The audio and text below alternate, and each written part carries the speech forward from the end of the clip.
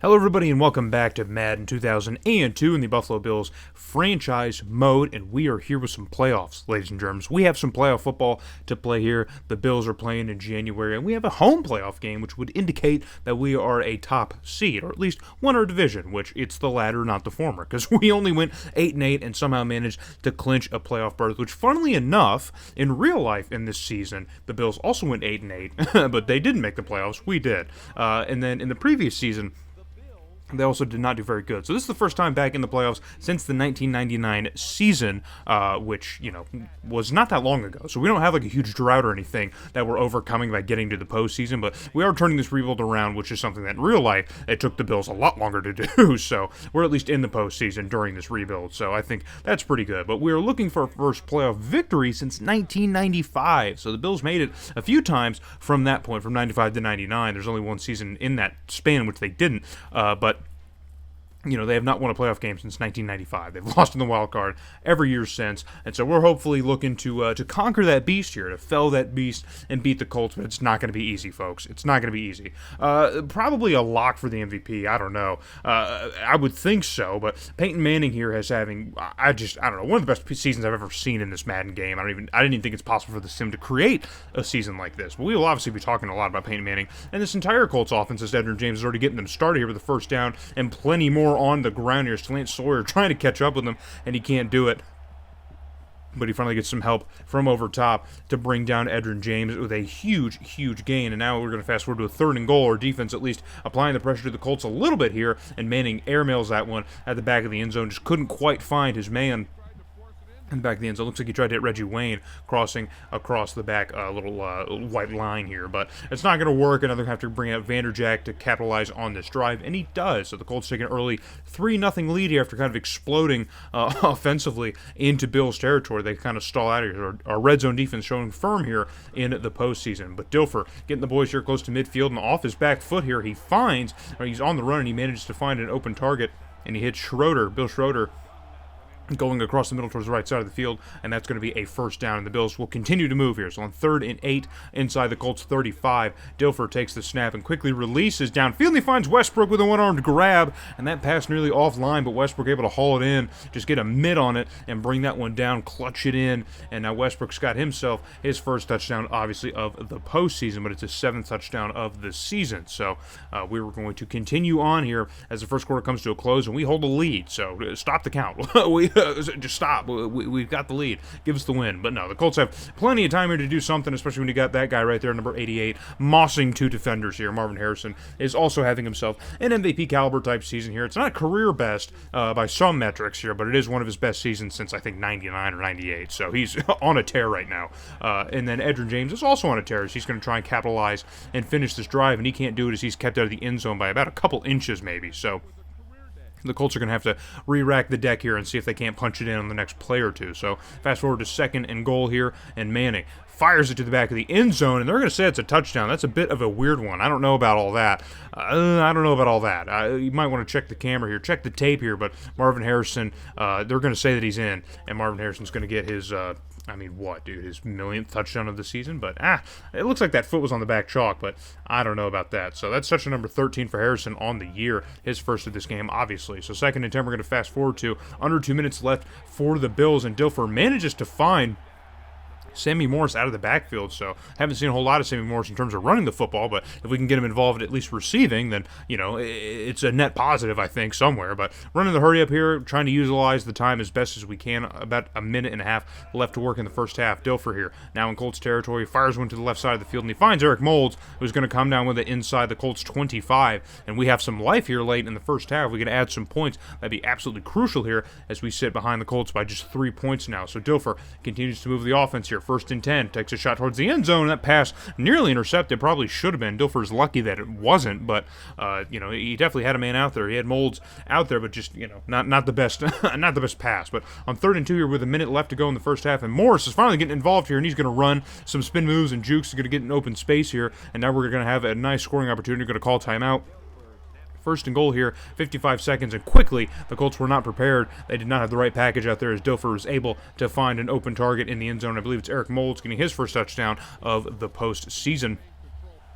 And so now we have taken the lead once again over the Colts, but the Colts still have plenty of time to operate. When you have skill position players like this, it's just that easy. And Marvin Harrison already having a decent enough day just in the first half, but there's still plenty of time left. So Manning going to try and move the Colts a little bit more here, and he finds Harrison once again along the sideline. I think he's going to be in bounds, but he's very close to the line to gain here, and he steps out of bounds, so that'll help with the clock situation for the Colts. But they still have a little bit more length of the field to try and traverse here. So 1st and 10, just 33 seconds still left to work, and Manning able to find Reggie Wayne now, and Reggie Wayne's got a first down and a heck of a lot more inside the 20, and now the Colts have a red zone chance, and they are looking to cash in on that. They want to retake the lead here before the half is over, and our defense needs to lock in here. We cannot get to the locker room fast enough, and the Colts would manage to score. I don't know. I guess I edited that out. I don't know. I screwed something up. I screwed something up. It happens a lot. But the Colts managed to take the lead here at the end of the first half, 17-14,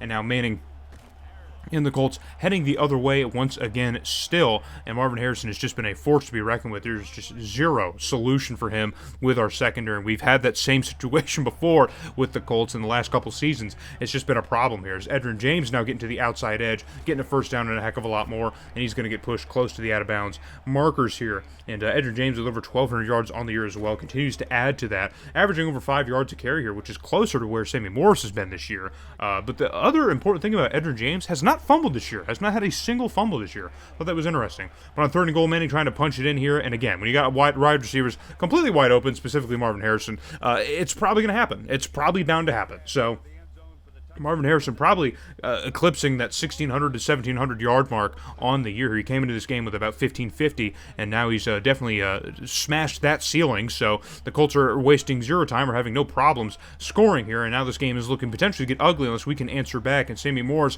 understands the assignment, breaks a tackle here, and now he's out in open space, but he's going to get brought down shortly after here, but not before picking up a huge gain on the ground. And finally, we got a little bit of gameplay from Morris. We've desperately needed it here. I've said it a million times this year. Unless both sides of the ball are operating efficiently, we cannot win games. So 3rd and 5 here, Dilfer completely poops his pants. I don't know what that was.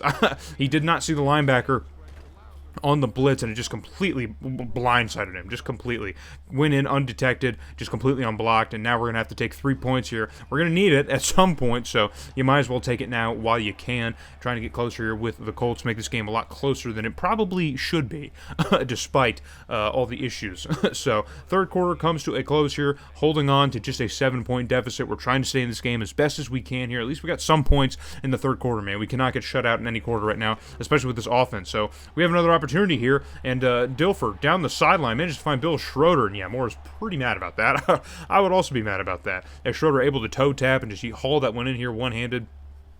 An amazing play. Amazing play from a good acquisition, man. I like having Schroeder here. He's helping a little bit with that receiving depth here, and when he can make plays like that, he's a good guy to keep around, that's for sure. So we're going to head now to 3rd and 14. We're going to fast forward to. This is one of our last opportunities. If we can't score here, we might be in dire straits with the time, and Dilfer's pass is broken up, and so now it's going to make a tough decision here. We're in no man's land. You probably would like to go for it, but just a little bit too far back, so we're going to have to punt it. Now the Colts in kill clock mode, essentially, here, and they get a huge first down from Edgerrin James. And that's going to continue this drive for the Colts. We got to stop them if we can somehow. They've bled it down to just 2 minutes now. So one more first down's all it's going to take. And on a 3rd and 7, and now fighting for every single yard. It's not going to be the fullback. I think it's a backup running back situation for the Colts, but we were able to call a timeout here, and now we have plenty of time left. Our defense did its job, so now we have to send the offense out, but the Colts still close enough here for Vanderjagt field goal. The kick is up, and it is good. So that might have just won the game here for the Colts here, because now the Colts, a 2-possession lead now, Vanderjagt has been able to make it of a humongous field goal, man. So I didn't think they'd be able to make one from that long, especially with the new sliders I have, but Vanderjagt is just that guy. So we got to score and get the ball back quickly if we can. And on 2nd and 5 here, Dilfer manages to find Sammy Morris, but he's going to be shy of the line to gain. Now time is still expiring under 1 minute and 25 seconds. On 3rd and 2, got to get the first down. Dilfer takes the snap here, gets rid of it quickly across the middle of the field, and he finds Eric Moulds, and that's going to at least give us a first down. And an injury to Chad Cota, the safety for the Colts, is going to at least stop the clock, as we're going to have to burn a timeout for the injury. And so now, with 1 minute and change left to go here, 2nd and 10, Dilfer back to pass. Got to get into the end zone here, and another good completion made to Westbrook across the middle, but we got to move quicker, man. We got to move quicker. We're burning a lot of time, down to 1 minute left, and we're going to have to burn another timeout. So timeouts becoming a bit of an issue, a bit of a concern concern here late in the ball game. 3rd and 10, 53 seconds left to go. Dilfer rolling all the way out, finds a man, throws it downfield, and it's off the line, and that's going to bring up a 4th down. So we were down to our last opportunity once again. Down 27-20 or 27-17. Got to get something here, and Cliff Harris is just going to play it safe and take the field goal because we need 10 points. So you need 3 points at some point, at any point in this last bit of time. But with 44 seconds, you're not entirely sure if you're going to get the ball back. Got to rely on an onside kick now, and then you still have to go down the field and score a touchdown. So Christie on the onside kick, the ball is up, and that definitely gave us a chance. That was a good kick from Christie, but our special teams unable to get on top of the ball, and the Colts are going to walk out of here with a victory. Man, they're going to take victory formation, and they're going to able to break things up. I don't even think, so that's just how it rolls, man, how the cookie crumbles. So 27-20 ends up being your final score, as Christie was able to do what he could at the end of the game there. Maybe some questionable coaching decisions, I'm not sure. When you're down 10 points, there's not a whole lot that you can do to try and get back in the game with as little time as we had. So we really had to score in that one drive kind of in the middle of the 4th quarter, and we didn't. That was kind of our biggest missed opportunity. We were even good on 3rd down. Our defense, I think, really did a pretty good job, all things considered.